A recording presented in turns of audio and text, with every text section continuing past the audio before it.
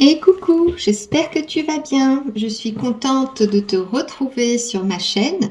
C'est Ria et aujourd'hui, nous allons voir et essayer de répondre à la question suivante.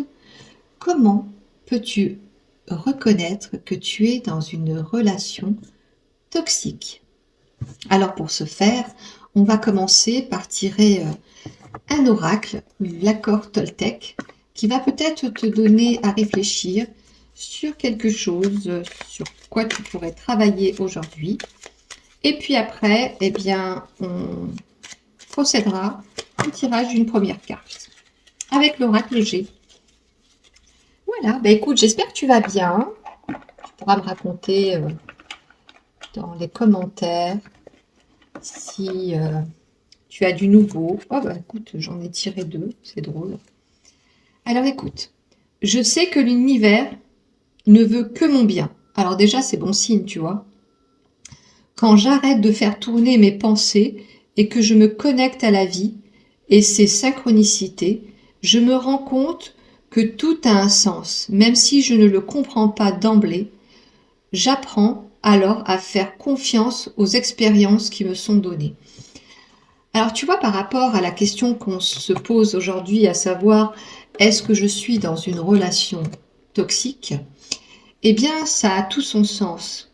Parce que si en effet, tu ne comprends pas exactement pourquoi tu vis cette expérience, si tu vis une expérience de relation toxique et que tu t'en doutes, hein, parce que bon, tu n'es pas non plus né de la dernière pluie, si tu sens que c'est pas très ok dans cette relation, tu as des signes quand même qui te permettent de savoir que tu n'es pas bien au quotidien et que tu as l'impression d'être soumise, tu as l'impression d'être un peu une victime dans cette relation, que tu as l'impression d'être dans l'attente constante. Tu vois, quand même, tu as des signes qui te font penser que c'est pas très ok, quoi. Hein. Tu vis pas pleinement, t'as pas toujours le smile le matin quand tu te lèves, le soir quand tu te couches, c'est un peu conflictuel. Tu attends des SMS, tu attends un regard, tu attends je ne sais quoi encore. Enfin, toi seul sais comment tu vis cette relation. Eh bien, sur le moment, tu te demandes pourquoi ça t'arrive, etc. Mais il y a probablement un sens à tout cela, quelque chose que tu dois travailler en toi, quelque chose qui doit peut-être te faire réagir pour retrouver une ligne de conduite qui te permettra de te sortir de cette impasse et de t'élever et aller vers quelque chose de beaucoup plus à, à ton niveau en fait. Hein. Voilà pour ce premier message. Le deuxième message, j'arrête de croire que tout ce que je me dis est nécessairement vrai. J'adore. Alors voici le message. Ce que je suppose sur moi peut être tout aussi faux que ce que je suppose chez les autres.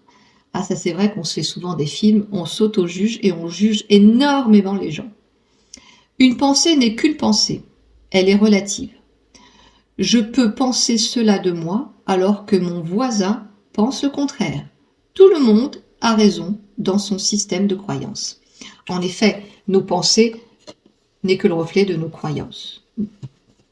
Tout simplement. Si tu veux savoir ce que c'est qu'une croyance, si tu veux savoir ce que c'est qu'un système de pensée, tu peux te référer en fait à tout ce qui est en relation avec ton éducation, avec, avec ce que tu crois de la vie, avec la couleur avec laquelle tu vois le monde, etc. Ça, c'est ton système de croyance. Tu vois, je peux te donner par exemple un exemple. Imaginons que tu rentres dans un établissement, quel qu'il soit, et puis il y a un guichet, tu vois, et tu vas au guichet, et ta première pensée, tu vois la dame au guichet, et elle fait une tête de 6 mètres de long, et tu la juges en pensant qu'elle n'est pas très cool, qu'elle va t'envoyer balader, que tu n'as pas pris la bonne file, et que probablement tu vas pas obtenir ce que tu veux, et tout, avant même qu'elle ait ouvert sa bouche, tu vois. Et en fait, tu l'as déjà jugée, tu l'as même déjà condamnée. Et en fait, dès qu'elle va ouvrir sa bouche, son visage va s'illuminer et en fait, elle va être hyper cool et tu vas obtenir tout ce que tu veux. Tu vois, bah ça peut être quelque chose que tu n'auras pas escompté. Tu l'auras jugé avant d'avoir eu contact avec elle. Et ben, c'est des choses au quotidien qui peuvent arriver constamment. Voilà pour cette petite réflexion du jour. Mais ça s'applique dans beaucoup d'aspects de notre vie. Bon, j'ai un peu trop parlé. Enfin, tu es très intelligent, tu perçois le monde. Si tu es sur ma chaîne, on attire toujours les personnes qui nous ressemblent. Je vais la péter. Donc, ça veut dire que tu comprends exactement ce que je dis. Donc, je ne vais pas aller plus loin. Alors, cette carte, elle représente un chemin un peu compliqué. Parce que tu vois, là, le chemin, il est large. Ici, il est petit. Donc, c'est un peu un chemin un peu compliqué. Donc, il n'y a pas de hasard. Si tu regardes cette vidéo, c'est que probablement la relation dans laquelle tu es et qui te pose probablement problème, puisque le but du jeu aujourd'hui, c'est de savoir si tu es dans une relation toxique. Si tel est le cas, et je m'adresse à toi, eh bien, la réponse est probablement oui. Oui, parce que c'est un peu compliqué, c'est large de problématiques. De toute façon, il n'y a pas d'épreuve que l'univers t'envoie que tu ne saurais surmonter. Ce n'est pas de ta faute si tu es dans cette relation. Déjà, il faut que tu te déculpabilises. Ce n'est pas non plus un hasard que tu sois avec cette personne. Tu es venu chercher des réponses, tu es venu travailler des douleurs. En fait, tu es avec cette personne parce que tu as besoin de réparer un souvenir qui n'a pas été traité.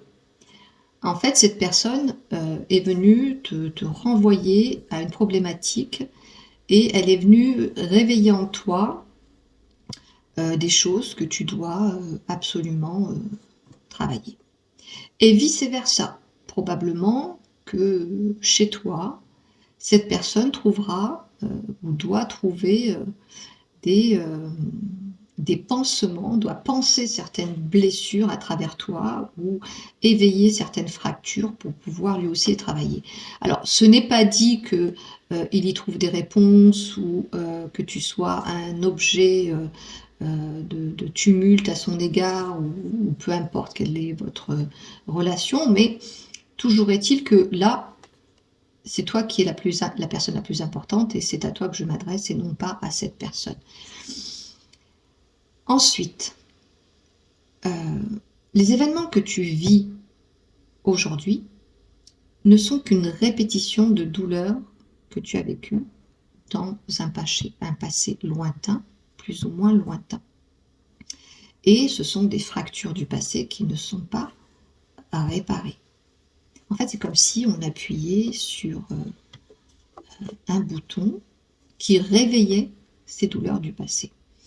Et à chaque fois, il y a une forme de répétition de ces douleurs.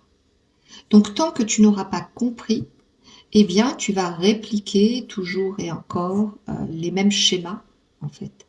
Donc, la personne avec qui tu es et avec laquelle tu vis cette interaction de couple toxique, eh bien, n'est construit et ne vit que à travers ces douleurs. Donc, le postulat est mal, je dirais, c'est un casting qui est là, pas dans une vie amoureuse harmonieuse, n'est pas là pour construire un avenir. Enfin, voilà, les jalons ne sont pas là pour les, je dirais, bonnes raisons, pour ce que tu rêvais quand tu étais enfant, avec des idéaux purs, etc. Non, là on est vraiment dans une forme de réparation, avec voilà, avec un traitement à son issue, etc. Mais c'est juste que tout ça, c'est inconscient en fait.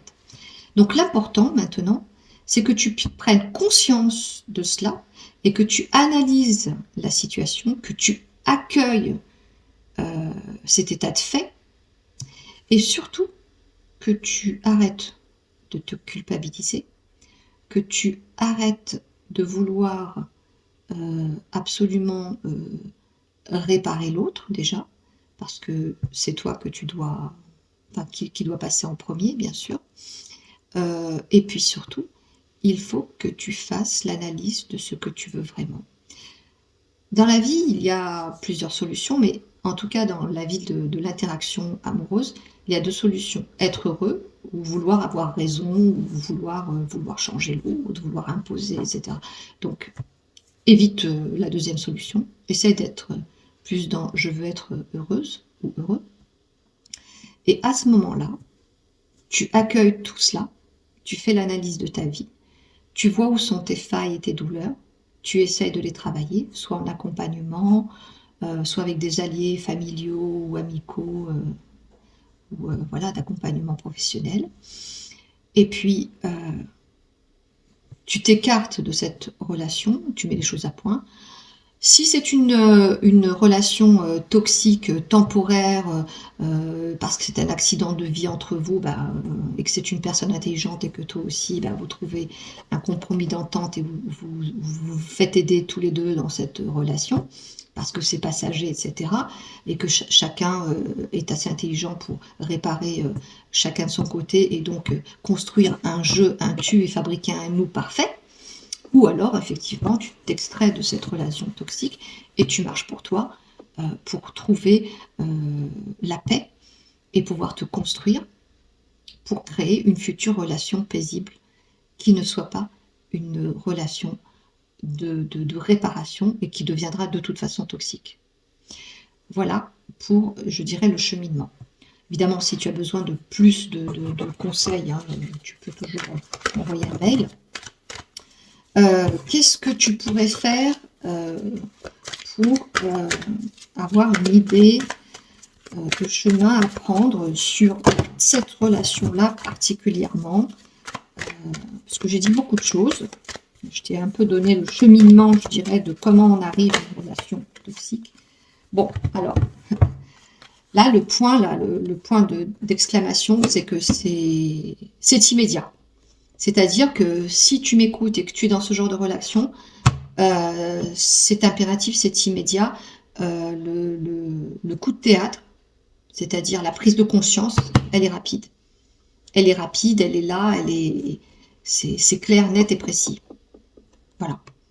Je peux pas te dire plus. Je vais tirer une carte pour te donner l'issue, je dirais, de cette prise de conscience et de ce travail que tu fais, voilà, avec lequel tu agis, parce que, tu vois, des fois, il n'y a pas de hasard. Tu regardes une vidéo, tu tombes dessus par hasard, ou quelqu'un te l'envoie.